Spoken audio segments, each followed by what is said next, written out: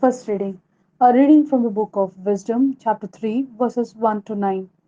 But the souls of the upright are in the hands of God, and no torment can touch them. To the unenlightened, they appear to die. Their departure was regarded as disaster, their leaving us like annihilation, but they are at peace. If, as it seemed to us, they suffered punishment, their hope was rich with immortality. Slight was their correction, great would their blessings be. God was putting them to the test and has proved them worthy to be with Him. He has tested them like gold in a furnace and accepted them as a perfect burnt offering. At their time of visitation, they will shine out as sparks run through the stubble. So will they.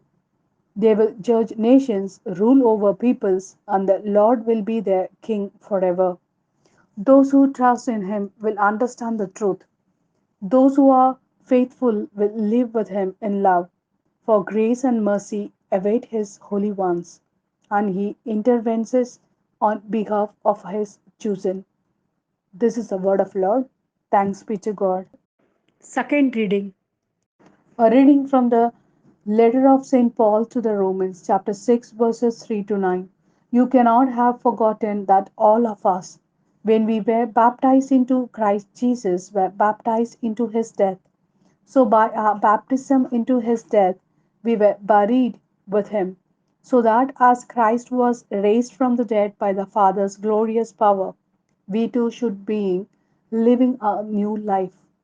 If we have been joined to him by dying a death like his, so we shall be by a resurrection like his, realizing that our former self was crucified with him, so the other self which belongs to sin should be destroyed, and we should be freed from the slavery of sin. Someone who has died, of course, no longer has to answer for sin. But we believe that if we died with Christ, then we shall live with him too. We know that Christ has been raised from the dead and will never die again. Death has no power over him any more. This is the word of Lord. Thanks be to God. A reading from the Gospel according to Matthew, chapter 25, verses 31 to 46. When the Son of Man comes into his glory, escorted by all the angels, then he will take his seat on his throne of glory. All nations will be assembled before him, and he will separate people one from another, as the shepherd separates sheep from goats. He will place the sheep on his right hand and the goats on his left.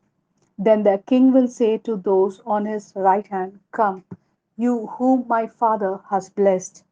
Take as your heritage the kingdom prepared for you since the foundation of the world. For I was hungry, and you gave me food. I was thirsty, and you gave me drink. I was a stranger, and you made me welcome. Lacking clothes, and you clothed me. Sick, and you visited me. In prison, and you came to see me. Then the upright will say to him in reply, Lord, when did we see you hungry and fed you, or thirsty and give you drink? When did we see you a stranger and make you welcome, lacking clothes and clothed you? When did we find you sick or in prison and go to see you?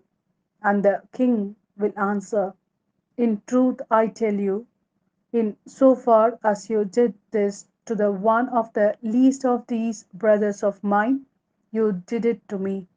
Then he will say to those on his left hand, go away from me with your curse upon you to the eternal fire prepared for the devil and his angels.